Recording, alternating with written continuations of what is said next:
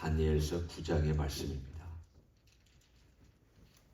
다니엘서 9장 1절부터 6절까지의 말씀과 건너가서 16절부터 19절까지 말씀 두 군데를 교독합니다. 메대 족속 아하수에로의 아들 다리오가 갈대아 나라 왕으로 세움을 받던 첫 해, 곧 그 동치 원년에 나 다니엘이 책을 통해 여호와께서 말씀으로 선지자 에레미야에게 알려주신 그 연수를 깨달았나니 곧 예루살렘의 황폐함이 70년 만에 그치리라 하신 것이니라. 내가 금식하며 베옷을 입고 죄를 덮어쓰고 주 하나님께 기도하며 간구하기를 결심하고 내 하나님 여호와께 기도하며 자복하여 이르기를 크시고 두려워할 주 하나님, 주를 사랑하고 주의 계명을 지키는 자를 위하여 언약을 지키시고 그에게 인자를 베푸시는 이시여, 우리는 이미 범죄하여 패역하며 행악하며 반역하여 주의 법도와 규례를 떠났사오며 우리가 또 주의 종 선지자들이 주의 이름으로 우리의 왕들과 우리의 고관과 조상들과 온 국민에게 말씀한 것을 듣지 아니하였나이다. 16절입니다. 주여 구하옵나니 주는 주의 공의를 따라 주의 분노를 주의 성 예루살렘 주의 거룩한 산에서 떠나게 하옵소서. 이는 우리의 죄와 우리 조상들의 죄악으로 말미암아 예루살렘과 주의 백성이 사면에 있는 자들에게 수치를 당함이니이다. 그러하온즉 우리 하나님이여, 지금 주의 종의 기도와 간구를 들으시고 주를 위하여 주의 얼굴빛을 주의 황폐한 성소에 비추시옵소서. 나의 하나님이여, 귀를 기울여 들으시며 눈을 떠서 우리의 황폐한 상황과 주의 이름으로 일컫는 성을 보옵소서. 우리가 주 앞에 간구하옵는 것은 우리의 공의를 의지하여 하는 것이 아니요 주의 큰 긍휼을 의지하여 함이니이다. 주여 들으소서. 주여 용서하소서. 주여 귀를 기울이시고 행하소서. 지체하지 마옵소서. 나의 하나님이여, 주 자신을 위하여 하시옵소서. 이는 주의 성과 주의 백성이 주의 이름으로 일컫는 바 됨이니이다. 아멘. 이 기도가 드려진 때가 아하수에로의 아들 다리오가 갈대아 나라 왕으로 세움을 받던 첫 해라고 되어 있습니다. 이 사람이, 이 다리오가 우리가 알고 있는 고레스 황제인지 아니면 고레스 황제 아래 나라를 여러 파트로 나눠서 다스린, 오늘 본문에 보면 갈대아 지역의 왕인지, 그것은 사람마다 해석이 다릅니다. 제가 볼 때는 이것은 고레스는 아닌 것 같습니다. 왜냐하면 고레스 이름이 따로 나오고 또 다리오 이름이 따로 이 다니엘 서만에도 같이 따로 나오기 때문입니다. 이 사람은 메대 사람이라고 되어 있고요. 그리고 고레스는 파사 사람입니다. 원래는 민족적으로 친척간이지만 그러나 엄연히 다른 두 나라와 민족이 같이 연합해서 세계를 정복한, 그 시대의 세계를 정복한, 그것이 바로 오늘 나와 있는 메대 족속입니다. 그런데 이것이 원년이라고 했던 것은 결국 고레스가 천하를 통일한 바로 그때입니다. 그러면 천하를 통일했으면 아직 모든 민족들은 너희 나라로 돌아가도 좋다라고 한 해방을 공포한 그 조서가 내려지기 전입니다. 이제 막 통일하고 아직은 모든 것이 어수선합니다. 그렇잖아요. 한 제국이 또 다른 제국을 넘어뜨리고 그 제국의 수도를 점령하고 전 지역을 다스리는, 그야말로 세계의 중심이 된 그 시점에는 모든 것이 다 누구 눈치를 봐야 되고 나는 어디에서 무슨 일을 해야 되며 뭐 등등등등이 막 혼란과 혼란을 일으키고 있는 때입니다. 그때에 오늘 본문에 있는 이 다니엘이 한 행동을 보십시오. 다니엘은 다리오의 눈치를 보려고 한 게 아닙니다. 고레스의 눈치를 보려고 한 게 아닙니다. 사람의 눈치나 권력자의 눈치를 보려고 하지 않았습니다. 누구의 눈치를 봤느냐? 하나님의 눈치를 봤습니다. 사람의 눈치를 보면 하나님의 눈치를 안 봅니다. 그러나 하나님의 눈치를 보면 사람의 눈치를 안 봅니다. 다니엘은 그 혼란 속에 다른 사람들은 다 지금 내가 어디에 줄 서야 되냐, 내가 어느 권력자의 편에 서야 되냐, 내가 어떻게 해야 내 가정과 내 목숨을 지키느냐, 내가 어떻게 해야 생존할 수 있느냐, 내가 어떻게 해야 때로는 출세할 수 있느냐, 이것을 가지고 전전긍긍하며 머리를 돌리고 있는 상황에서 이 사람은 그거 신경 쓰지 않습니다.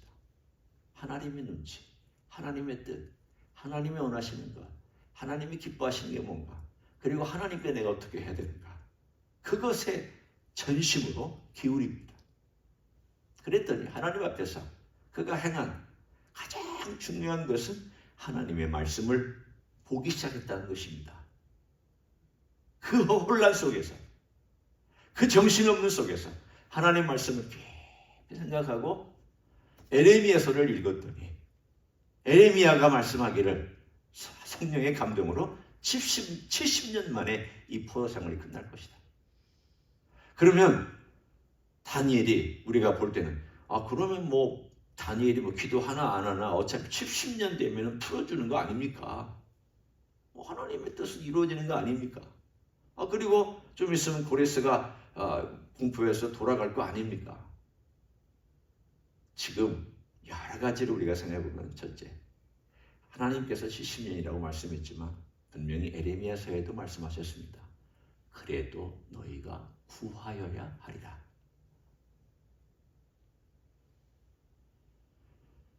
하나님께서 70년 만에 돌아오게 하실 그것에도 불구하고 하나님은 왜 우리로 하여금 기도하게 하셨느냐? 하나님께서 하시는 일과 우리가 그 하나님 하시는 일에 대해서 동참한다고 해야 할까요? 참여해야 한다 할까요? 기도하는 사람이 하나님이 하시는 일에 대해서 참여합니다. 어떻게 참여하느냐? 네, 하나님이 주도하십니다. 하나님이 역사하십니다. 그러나 내가 그 가운데 하나님의 주도하심 속에 그 하나님의 열정과 하나님의 은혜와 그 사랑을 나도 느끼면서 하나님께 기도할 때 하나님이 기쁘게 받으시고 그 일을 행하시는 가운데에 베푸시는 은혜의 정도가 달라집니다. 예를 들어서 하나님께서 어차피 회복을 시키셔요. 그런데 돌아오는 숫자가 예를 들어서 10,000명이 될지 20,000명이 될지 50,000명이 될지 10만 명이 될지 아무도 모릅니다. 사실 바벨론 포로에서 돌아왔을 때 그 숫자는 50,000명이 채 되지 않았습니다. 그러면 간 숫자나 온 숫자나 비슷해버리면 사실은 70년 동안에 거기서 번성하고 자손들이 늘어났을 텐데, 그렇잖아요. 적어도 20년씩 따지면 3대 4대고 40년 30년씩 따지면 2대 3대인데, 그러면 그 2대 3대 동안에 거기서 자손들이 번성하고 하나님이 보호해 주셨습니다. 그래서 정말 특별한 축복을 받아서 그 바벨론의 어려운 환경 속에서도 시민도 아닌데도 불구하고 하나님께서 자손을 쫙 번성시키고 정말 고위직에 갈 수 있도록 도와주셨고 사업으로나 모든 면에서 번성하도록 하나님께서 특별한 은혜를 베풀어 주셨습니다. 포로인데도 불구하고. 그러면 적어도 한 10만, 20만, 30만 원 됐을 거 아니에요. 포로들이.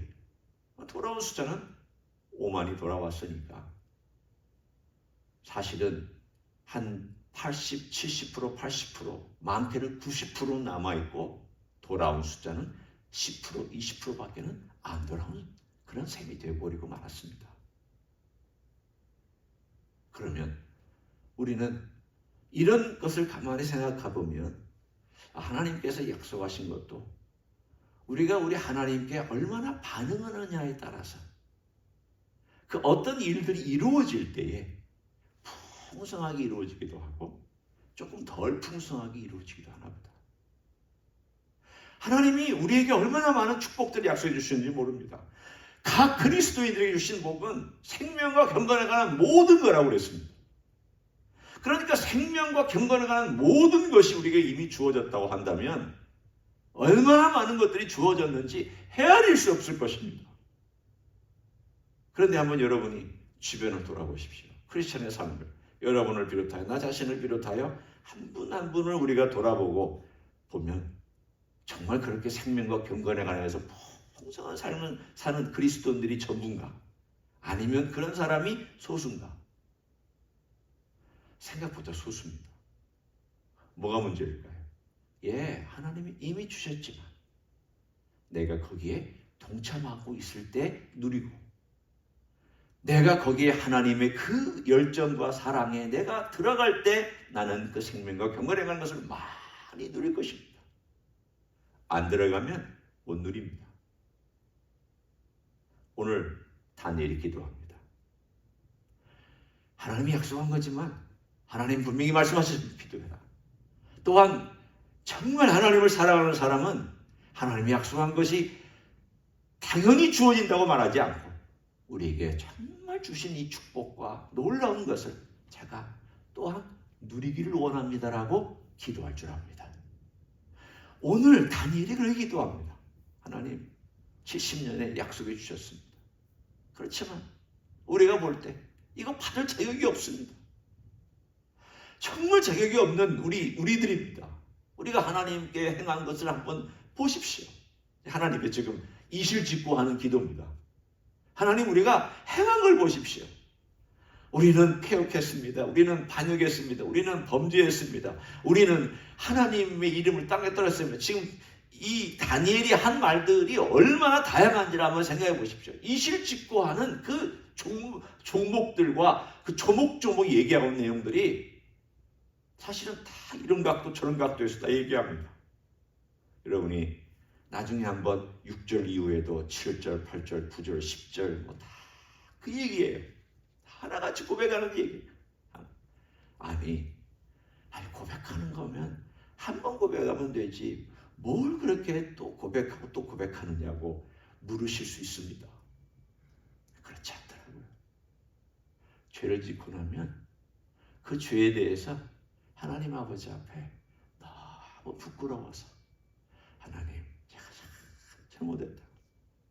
그리고 조금 있다가 또 기도하면서 하나님 제가 너무 부끄럽다. 그리고 또 좀 있다가도 하나님 제가 얼굴을 들지 못합니다. 그리고 그 죄 때문에 예를 들면 이게 죄가 이렇게 동그랗게 이렇게 있다고 치면 내가 이 측면을 보고 이 죄 때문에 제가 이러고 이렇다. 또 이리 와서 이 죄를 보면 또 죄가 또 이러고 이렇다. 이쪽에서 보고 저쪽에서 보고 아래에서 보고 위에서 보고 이 죄 때문에 내가 첫째 하나님의 법도를 어겼잖아요. 일단 우리가 제일 쉽게 얘기하는 거. 두 번째 이 법도를 어긴 게 뭐냐면 내 중심적인 사고잖아요. 세 번째 그리고 나서 이것 때문에 내가 다른 사람의 마음을 아프게 했잖아요. 분명히 아프게 하는 사람 생기잖아요. 네 번째 그러면 이 땅에 있는 모든 것들을 오염시켰잖아요. 다섯 번째 제일 무서운 죄가 뭐냐? 하나님 마음을 아프게 했잖아. 아니 같은 죄인데도 제가 지금 5가지를 얘기했습니다. 뭐 이것만 있겠습니까? 5가지를 보면 얼마나 많은 내용들이 다 이 가운데 있습니까? 한 죄인데도. 그러니 한 죄뿐입니까? 목사인 저를 가만히 생각해보면 너무 죄인이어서 하나님 아버지 앞에 어떨 때는 시간이 들고 목회를 하면서 점점점 나이가 죄송합니다. 여러분 앞에서 나이가 든다는 말이 좀 그렇지만 들어갈수록 느끼는 점이 내가 이 강단에서도 될까? 젊었을 때 목회할 때는 그런 생각 안 했습니다. 목사니까 당연히 사야지. 내가 말씀을 준비했으니까 당연히 올라가서 외쳐야지. 그런 생각이 대부분이었는데 이제 뒤에 후반부로 와서는 내가 정말 서도 될까? 왜 그런 생각이 들냐면 내가 말씀을 하고 내가 못 지키는 때가 더 많은데 이게 범죄지. 내가 선언하고 내가 선포하고 내가 이렇게 살자고 얘기하고 이것이 하나님의 뜻이라고 얘기해놓고 나서 내가 못 지키면 나는 더 큰 죄인데, 더 큰 죄인인데 라는 생각 때문에 어떨 때는 자리에 앉아있다가 여기에 올라와서 말씀을 전하는 것이 부담스러울 때가 참 많이 있습니다. 다니엘은 하나님 아버지 앞에 내 죄와 우리 민족의 죄를 동일하게 고백합니다. 아니 다니엘이 무슨 죄를 졌다고? 적어도 지금 우리가 다니엘서를 쭉 보면서 9장까지 왔을 때 다니엘은 죄를 진 게 없는 것 같아요. 하루에 3번 기도하죠. 신실하게 흠잡을 데 없이 관리로서 일했죠. 뇌물도 안 받고 거짓말도 안 하고 장부 조작도 안 하고 사람들이 잘못한 걸 슬쩍 봐주고 그리고 돈 받고 이런 일절하지 않고 정말 정직하고 깨끗하게 인생을 살아온 이 다니엘이 여기 보면은 하나님께 범죄했다고 그렇게 얘기를 했습니다. 여기 계속해서 하나님 저의 죄 그리고 우리 민족의 죄 용서해 주십시오. 이거를 계속 하나님 아버지 앞에 고백하고 있으니 우리가 5절에도 우리는 이미 범죄하여 패역하며 행악하며 반역하여 주의 법도와 규례를 떠났사 또 우리가 주의 종 선제 우리가 이렇게 말하는 모든 이야기들을 쭉 보면 자기도 그 가운데 포함시켜서 얼마나 하나님 아버지 앞에 죄인인지를 고백하고 있는 그리고 하나님의 은혜를 구하고 있는 기도를 드립니다. 간단하게 5가지를 정리합니다. 첫째, 다니엘은 하나님 앞에 있습니다.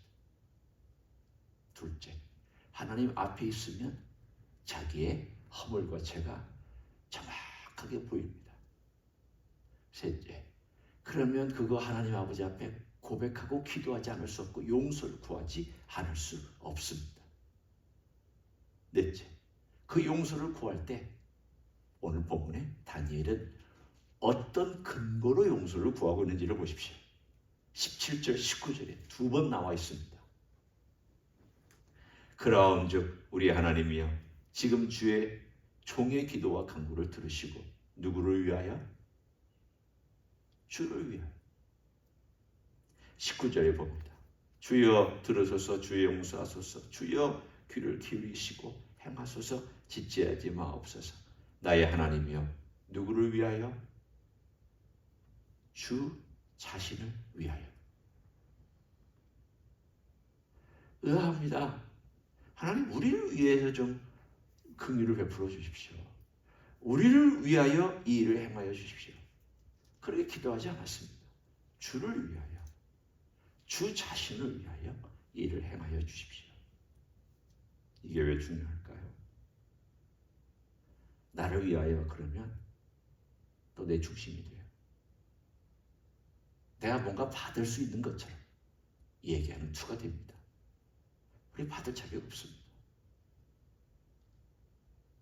받을 자격도 없고 누릴 자격도 원래 없는 존재들입니다. 원래 벌 받아야 될 인생들이에요. 심판받아야 될 인생들입니다. 사실은 이 유다 민족이 70년 만에 하나님께서 돌이켜 주시겠다는 것은 불쌍히 여겨서 내가 너희를 불쌍히 여기지만 내 명예 때문에 내가 내 자손을 버리지 않겠다고 내가 아브라함이 약속한 내 약속 때문에 내 이름이 땅에 떨어졌지만 그 땅에 떨어진 이름을 내가 회복시키기 위해서 내가 행한다. 그게 하나님의 근거입니다. 하나님의 근거는 대단히 중요합니다. 만일 우리가 근거가 되면 우리는 그 근거 때문에 또 자랑할 거예요. 하나님이 나를 이쁘게 보셨고 그래서 나를 축복해 주셨다. 하나님이 내가 행한 이 공로 때문에 내가 이 공로가 그래도 괜찮아서 하나님이 나를 복 주셨다고. 엄청난 문제가 됩니다. 우리가 복 받은 것은 내 공로 아닙니다. 예수의 공로입니다. 내가 용서받은 것도 예수의 공로입니다.